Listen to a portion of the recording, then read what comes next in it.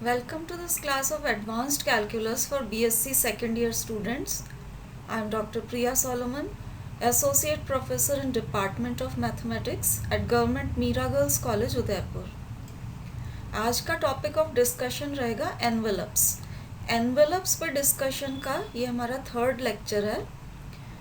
इसमें हम family of curves ऐसी लेंगे जिसमें दो पैरामीटर्स इन्वॉल्व हो रहे हों और वो एक रिलेशन के थ्रू कनेक्टेड हों। ऐसी फैमिलीज का एनवेलप निकालने का मेथड हम आज के लेक्चर में देखेंगे। जब दो पैरामीटर्स आपको दे रखे हों कनेक्टेड बाय अ रिलेशन, तो बेसिकली हम एनवेलप्स निकालने के लिए दो तरह के मेथड्स यूज़ करते हैं। तो अब हम मेथड देखेंगे। अगर आपके पास फैमिली ऑफ कर्व्स इस तरह से दे रखी है, phi x y a b is equal to 0, यहाँ ए एंड बी पैरामीटर्स हैं which are connected by this relation psi a b is equal to 0। तो फर्स्ट मेथड में इन दोनों रिलेशंस को यूज़ करते हुए अगर हम एक पैरामीटर ए या बी में से कोई भी एक पैरामीटर हम एलिमिनेट कर सकें, तो एक पैरामीटर जब आपने एलिमिनेट कर दिया तो फैमिली में जो दो पैरामीटर्स थे उनकी जगह सिर्फ एक ही पैरामीटर रह जाएगा, और एक पैरामीटर वाली फैमिली ऑफ कर्व्स का एनवेलप निकालने का मेथड हमने फर्स्ट 2 लेक्चर्स में डिस्कस किया है। उन मेथड्स को यूज़ करते हुए अब आप एनवेलप निकाल पाएंगे। लेकिन हर केस में इन रिलेशंस को यूज़ करते हुए एक पैरामीटर को एलिमिनेट कर पाना इजी नहीं होता है। तो in cases where elimination is difficult, a and b जो आपके दो पैरामीटर्स हैं उनको हम ट्रीट करेंगे as a function of t. A and b को टी का फंक्शन मानते हुए हमें इन्हें डिफ्रेंशिएट करना पड़ेगा विथ रेस्पेक्ट टू टी। तो 1 एंड 2 को विथ रेस्पेक्ट टू टी हम डिफ्रेंशिएट करेंगे, और दोनों रिलेशंस में से अलग अलग ये ratio d a upon d t upon d b upon d t, ratio of d a upon d t and d b upon d t, ये हम इन रिलेशंस 1 एंड 2 में से अलग अलग निकालेंगे और फिर इसे इक्वेट करेंगे। तो this ratio will be equated from these two relations. अब इन दोनों रिलेशंस में से इसको जब आप इक्वेट करेंगे तो ए एंड बी आप निकाल पाएंगे in terms of x and y. एक बार ए एंड बी निकल गए in terms of x and y, उनको आप इस रिलेशन में सब्स्टिट्यूट कर दें तो आपके ए एंड बी एलिमिनेट हो जाएंगे और आपके एनवेलप का इक्वेशन आ जाएगा। अब ये मेथड्स क्वेश्चंस में कैसे अप्लाई किए जाते हैं, इसके लिए हम कुछ क्वेश्चंस डिस्कस करेंगे। फर्स्ट एग्जांपल देखिए, यहाँ आपको निकालना है envelope of the circle described on the radius vector of the following curve as diameter. और जो कर्व हमें दे रखा है ये है L upon R is equal to 1 plus e cos theta. अब ये जो कर्व आपको दिया है L upon R is equal to 1 plus e cos theta, ये स्टैंडर्ड इक्वेशन है इलिप्स का अगर पोल को फोकस पे लिया जाए। तो आप जैसा कि आप डायग्राम में देख सकते हैं, इलिप्स के फोकस पे हमने ये पोल O ले लिया है। अब इस इलिप्स पर कोई भी पॉइंट हम ले रहे हैं, any point on the ellipse हमने ले लिया है P is equal to q alpha. तो ये इलिप्स पर कोई भी पॉइंट हो गया P is equal to q alpha.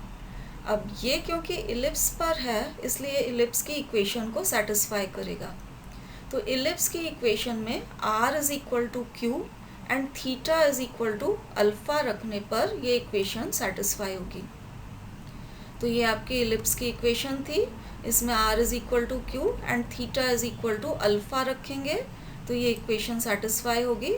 तो ये हमने सब्स्टिट्यूट कर दिया है और ये आपके पास रिलेशन आ गया है 2। अब आप देखिए ये आपके पास रेडियस वेक्टर हो गया इलिप्स का। अब क्वेश्चन में हमें दे रखा है इस रेडियस वेक्टर को डायमीटर आपको लेना है और सर्कल ड्रॉ करना है। तो अब इस रेडियस वेक्टर को डायमीटर लेते हुए हमने ये सर्कल ड्रॉ किया है। तो ये आपका सर्कल हो गया विथ OP एज डायमीटर।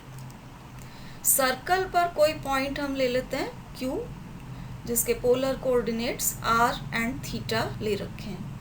अब सर्कल की प्रॉपर्टी होती है कि आप डायमीटर कोई भी लें सर्कल का, वो सरकमफ्रेंस पे हमेशा 90 डिग्री का एंगल बनाएगा। तो ये वाला जो एंगल है, angle OQP, this will be equal to 90 degrees. तो एंगल OQP अपने पास आ गया 90 डिग्रीज के बराबर।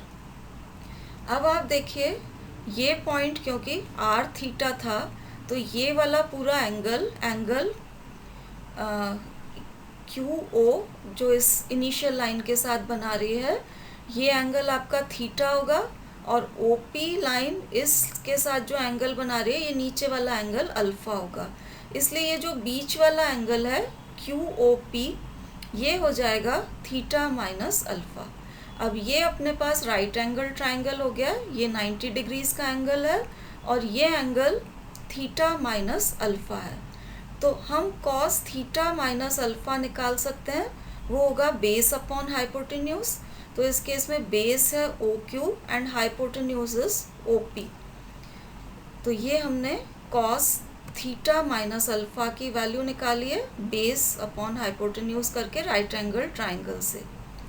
अब ये जो लेंथ है OQ, आप यहाँ डायग्राम में देख सकते हैं, इसके पोलर कोऑर्डिनेट्स क्योंकि R थीटा ले रखे हैं, ये लेंथ R के बराबर होगी, और ये जो लेंथ है OP, इसके पोलर कोऑर्डिनेट्स Q अल्फा है, तो ये लेंथ आपकी Q के बराबर होगी।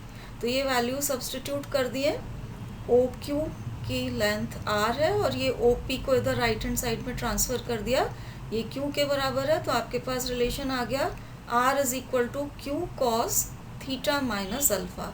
इसको हम 3 से रिप्रेजेंट कर रहे हैं।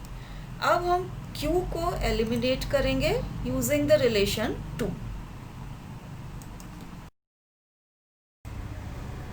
अब यहाँ पर देखिए Q को एलिमिनेट करने के लिए रिलेशन नंबर 2 में से Q को निकाला है और उसको रिलेशन नंबर 3 में यहाँ पर सब्स्टिट्यूट कर रखा है।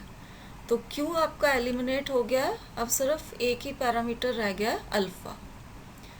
तो अब हम इसको सिंप्लीफाई करेंगे और एक ही पैरामीटर रह गया, तो अब 1 पैरामीटर फैमिली वाला मेथड हम अप्लाई कर सकेंगे। तो इसको पहले क्रॉस मल्टीप्लाई कर लेते हैं। तो ये क्रॉस मल्टीप्लाई करने पे इस तरह से आ गया relation, and cos theta minus alpha की वैल्यू यहाँ पर लिखी हुई है। अब यहाँ पर आप देखिए 2 तरह की टर्म्स आ रही हैं। कुछ टर्म्स में कॉस अल्फा इन्वॉल्व हो रहा है, ये 2 टर्म्स यहाँ पर हैं जिनमें कॉस अल्फा आ रहा है, और यहाँ इस टर्म में साइन अल्फा आ रहा है। तो sine alpha and cos alpha वाली टर्म्स को यहाँ पर सेपरेट आउट कर लिया है। तो ये आपका रिलेशन हो गया है 5। अब यहाँ पर क्योंकि एक ही पैरामीटर रह गया है, तो अब हम सिंगल पैरामीटर फैमिली वाला मेथड अप्लाई करते हुए इस रिलेशन को डिफ्रेंशिएट कर रहे हैं partially with respect to alpha. अब इसको पार्शियली डिफ्रेंशिएट करेंगे विथ रेस्पेक्ट टू अल्फ़ा, तो R एंड थीटा को कांस्टेंट की तरह आपको ट्रीट करना पड़ेगा। तो ये R का डिफरेंशियल हो गया आपके पास 0, उसके बाद ये L साइन थीटा कांस्टेंट की तरह, एंड साइन अल्फ़ा का डिफरेंशियल यहाँ आ गया कॉस अल्फ़ा। इसके बाद ये पूरी चीज़ कांस्टेंट की तरह ट्रीट की जाएगी, और ये कॉस अल्फ़ा का डिफरेंशियल आ गया माइनस साइन अल्फ़ा। ये रिलेशन हो गया आपके पास 6। अब 5 एंड 6 में से हमें अल्फ़ा को एलिमिनेट करना पड़ेगा। अल्फ़ा को एलिमिनेट करने के लिए 5 एंड 6 को हम स्क्वायर करके और जोड़ रहे हैं, तो स्क्वायर एंड ऐड कर रहे हैं रिलेशन नंबर 5 एंड 6 को। तो लेफ्ट हैंड साइड पे आप यहाँ स्क्वायर एंड ऐड करेंगे तो आपके पास आर स्क्वायर आ जाएगा। राइट हैंड साइड पे आप स्क्वायर करके जोड़ते हैं तो ये sign square alpha plus cos square alpha will give you 1। सिर्फ आपके पास यहाँ L square sine square theta बच जाएगा। इसी टाइप से ये जो सेकंड टर्म आ रही है यहाँ पर भी cos square alpha plus sine square alpha से 1 आएगा, और आपके पास सिर्फ इस वाली टर्म का होल स्क्वायर बच जाएगा। तो ये आपके पास अल्फ़ा एलिमिनेट होके एनवलप का इक्वेशन आ गया है। अब इसको थोड़ा सिंप्लीफाई कर लेते हैं। जैसे ये जहाँ होल स्क्वायर वाली टर्म आ रही है, इसको आप खोलते हैं तो ये इस तरह से खुलेगी, और उसके बाद ये दोनों टर्म्स आपके कंबाइन हो जाएंगी। Sign square theta plus cos square theta will again give you 1, और उसके बाद आप सारी टर्म्स को लेफ्ट हैंड साइड पे ट्रांसफ़र कर लेते हैं, तो सिंप्लीफाइड फॉर्म में ये आपको एनवलप का इक्वेशन मिल जाएगा। नेक्स्ट क्वेश्चन में हमें एनवलप निकालना है, envelope of the circles described on radii vector of the following curve as diameter, और कर्व हमें दे रखा है r is equal to a into 1 plus cos theta. अब ये जो कर्व आपको दे रखा है r equal to a into 1 plus cos theta, ये स्टैंडर्ड इक्वेशन है कार्डियोइड का, जिसकी ट्रेसिंग आप फर्स्ट ईयर में कर चुके हैं। तो यहाँ डायग्राम में ये ब्लू कलर में जो बनाया हुआ है, ये आपका गिवन कर्व है विच इज़ अ कार्डियोइड।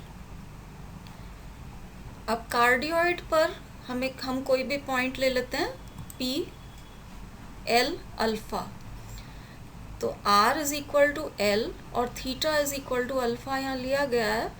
तो ये पॉइंट कार्डियोइड पे सिचुएटेड है, इसलिए ये इस इक्वेशन को सेटिस्फाई करेगा। तो इस इक्वेशन में R is equal to L and theta is equal to alpha आप सब्सटीट्यूट करेंगे तो ये इक्वेशन सेटिस्फाई होगी।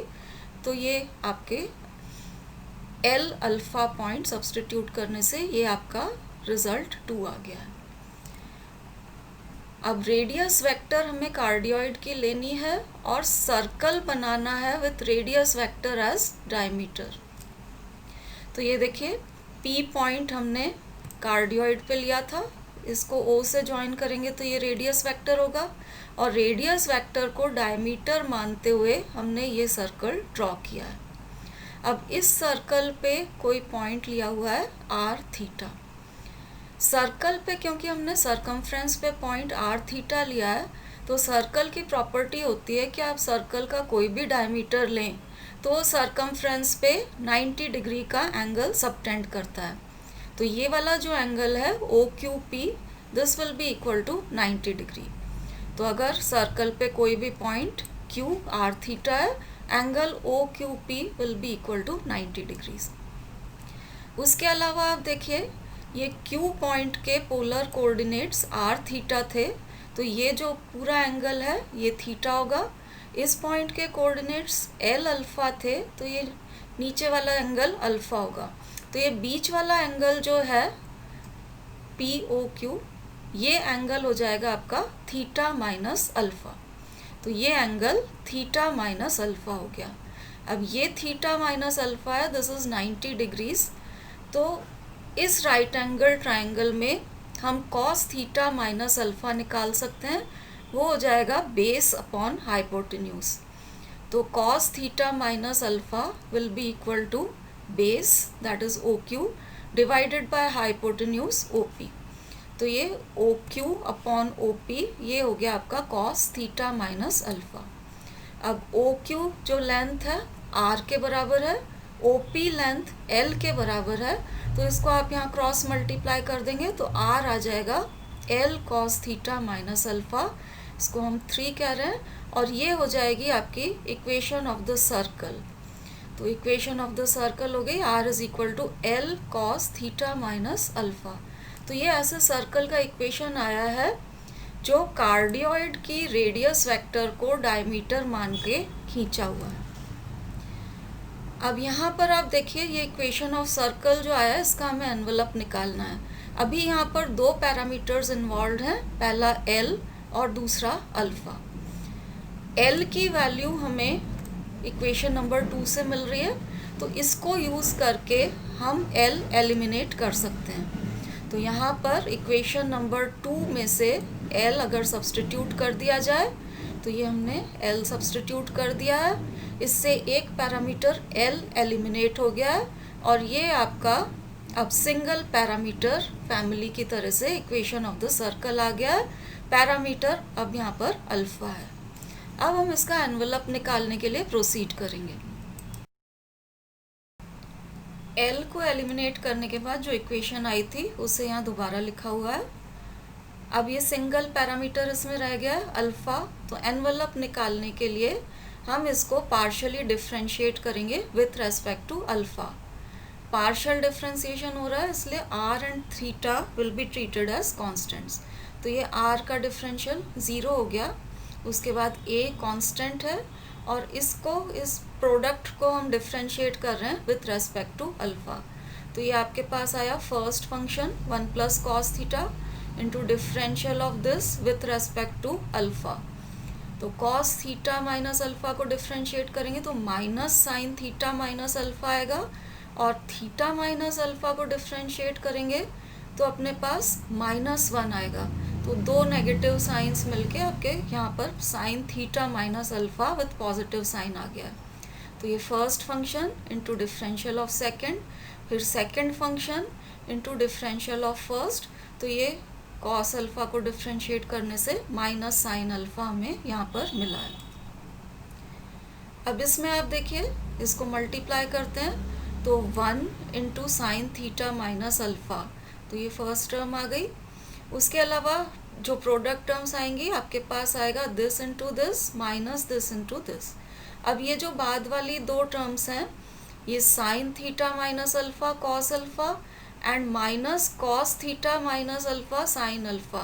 तो ये sign A cos B minus cos A sine B type की टर्म्स हैं, इनको आप कंबाइन कर दीजिए तो ये sign theta minus alpha minus alpha इस तरीके से ये हो जाएगा। अब इसको अगर हम सिंप्लीफाई करके लिखें इस वाली सेकेंड टर्म को तो ये हो गया साइन थीटा माइनस 2 अल्फ़ा। अब आप देखिए लेफ्ट हैंड साइड 0 है तो इसलिए sine theta minus 2 alpha will be equal to minus of sine theta minus alpha. इस टर्म को हमने एक तरफ ट्रांसफ़र किया और इसे दूसरी तरफ रखा है, तो ये रिज़ल्ट आपके पास आ गया। अब ये रिज़ल्ट आपके पास आया है, दिस मीन्स ये जो थीटा माइनस 2 अल्फ़ा है this should be equal to minus of theta minus alpha. So this is minus theta plus alpha. इससे आपके अल्फ़ा की वैल्यू आ गई 2/3 थीटा। और अल्फ़ा जैसे ही आपके पास आया इसको अगर हम 4 में सब्सटीट्यूट कर देते हैं, दैट मीन्स सर्कल की इक्वेशन में आप अल्फ़ा सब्सटीट्यूट कर देंगे तो अल्फ़ा एलिमिनेट हो जाएगा और एनवेलप का इक्वेशन आ जाएगा।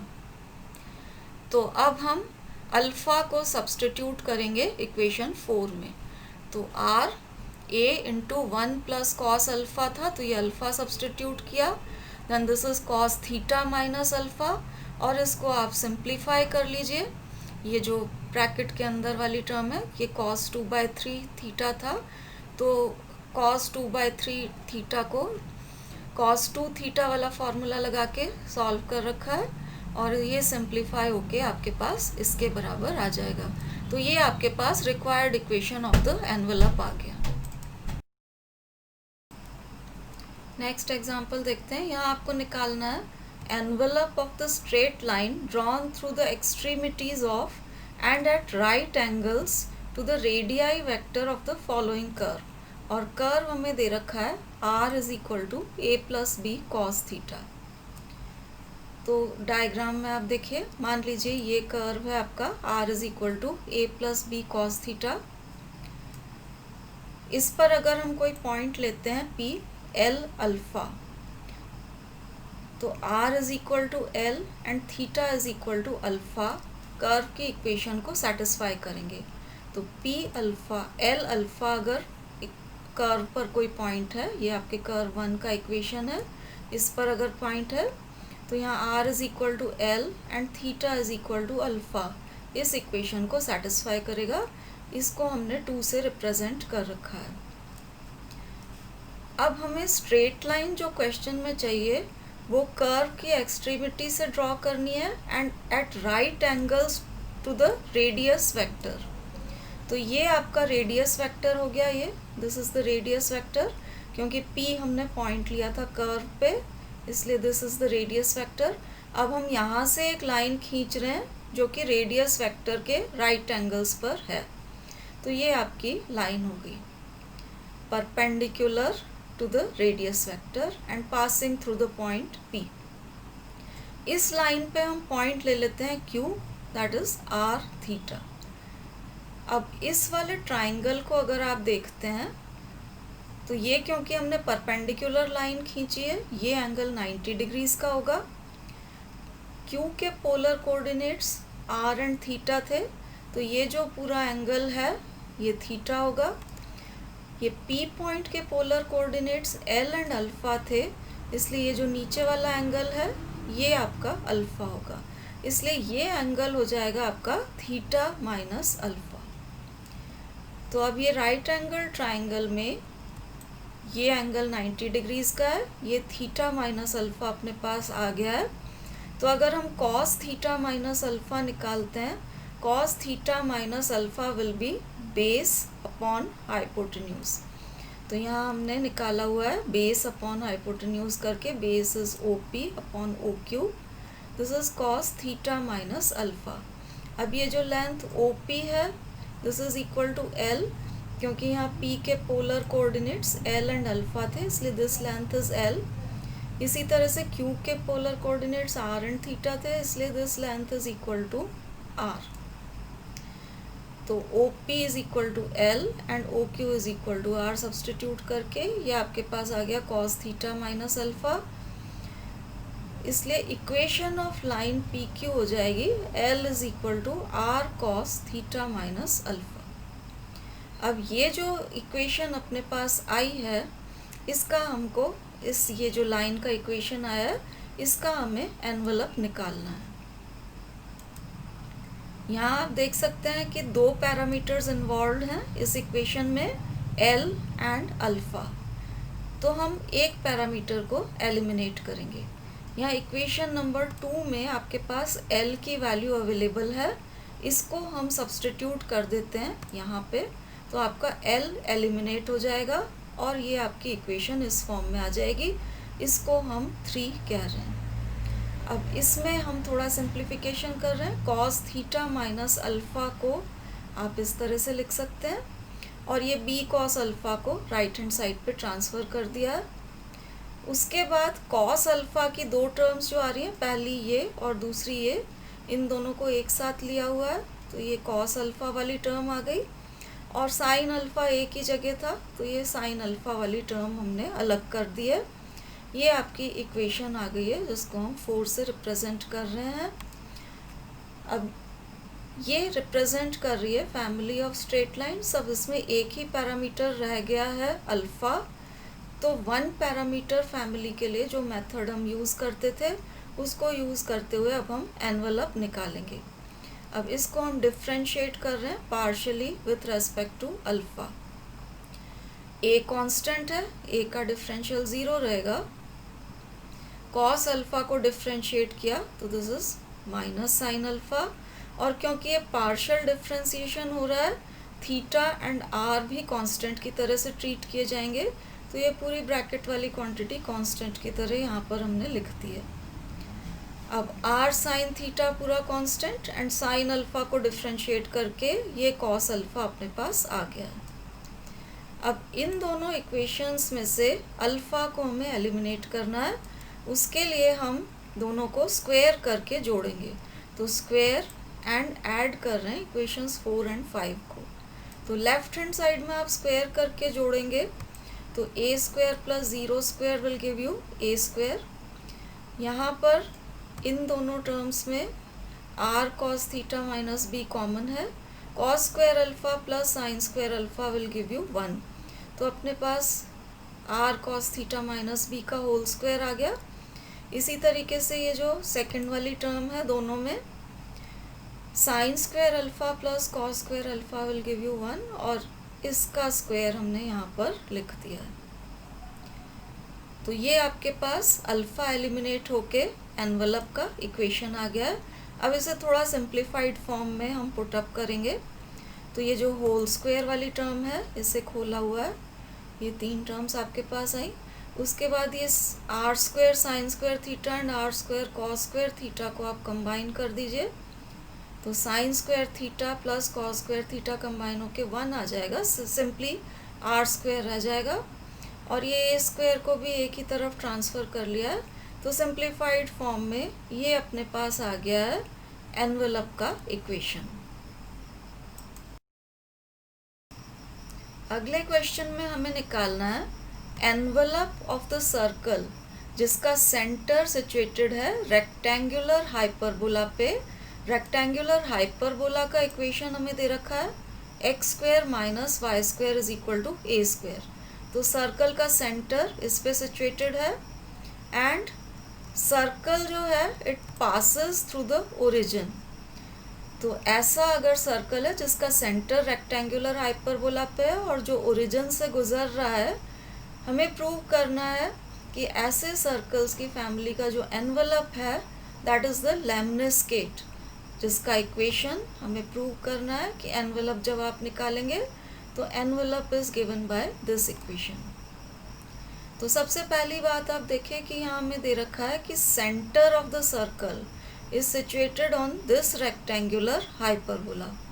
अब इस रेक्टेंगुलर हाइपरबोला पे कोई भी पॉइंट इस तरह से लिया जा सकता है, x is equal to a sec alpha and y is equal to a tangent alpha.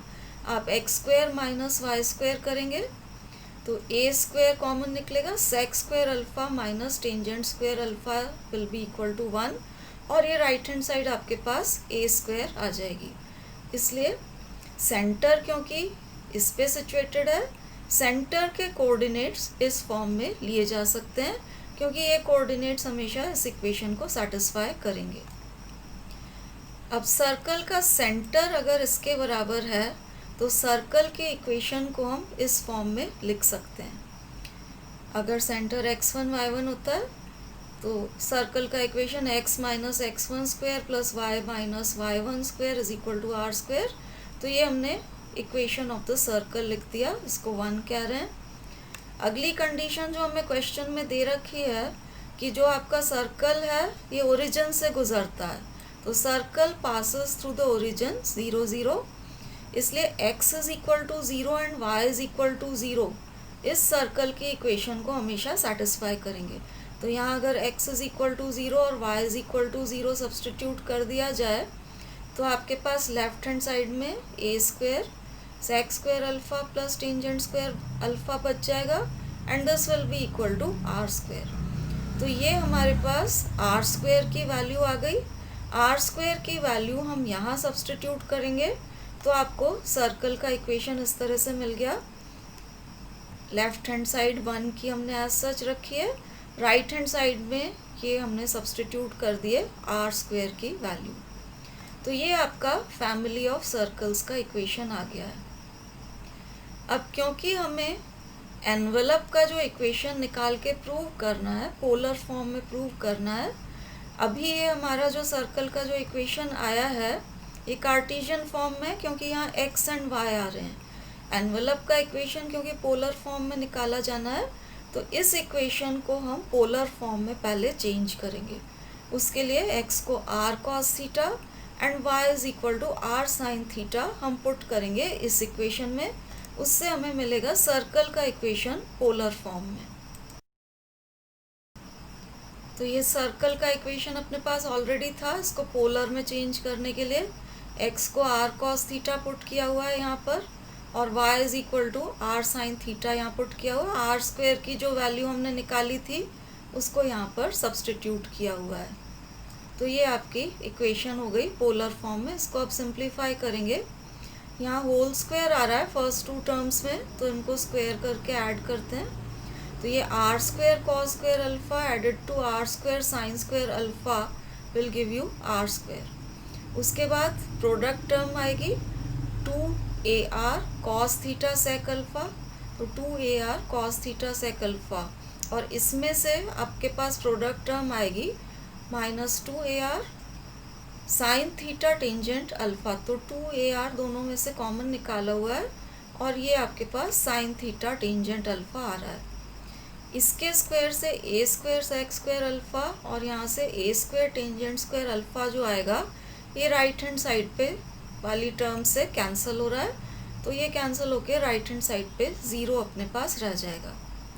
अब नेक्स्ट स्टेप में ये ब्रैकेट के अंदर वाली क्वांटिटी को सिंप्लीफाई किया हुआ है, सेक अल्फ़ा को 1 अपॉन कॉस अल्फ़ा और टेंजेंट अल्फ़ा को sine alpha upon cos alpha हमने लिखा है। उसके बाद आप कॉस अल्फ़ा एलसीएम हो जाएगा एंड इन टर्म्स को आप सिंप्लीफाई करेंगे तो ये सिंप्लीफाई होके आपके इस फॉर्म में आ जाएगा।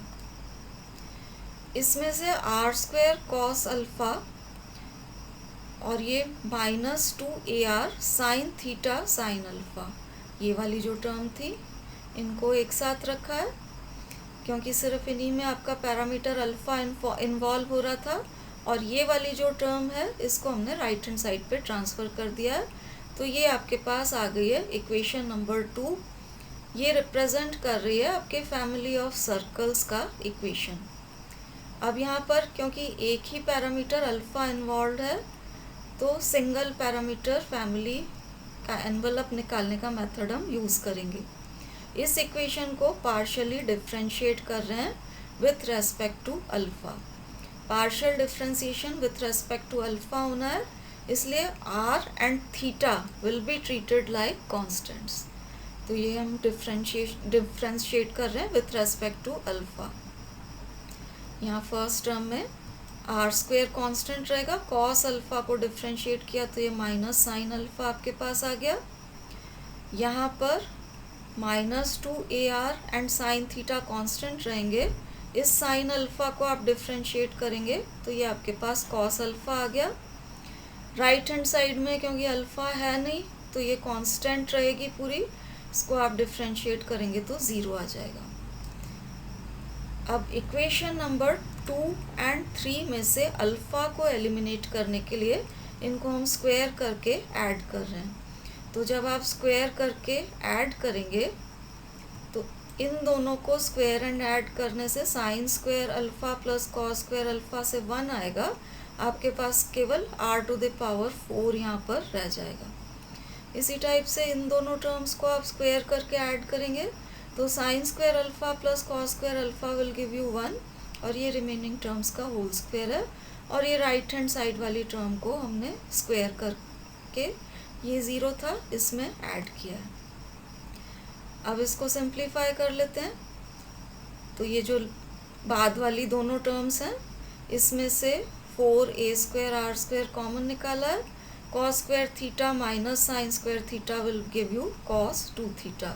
तो ये आपके पास एनवेलप का रिक्वायर्ड इक्वेशन आ गया है which is the equation of lemniscate.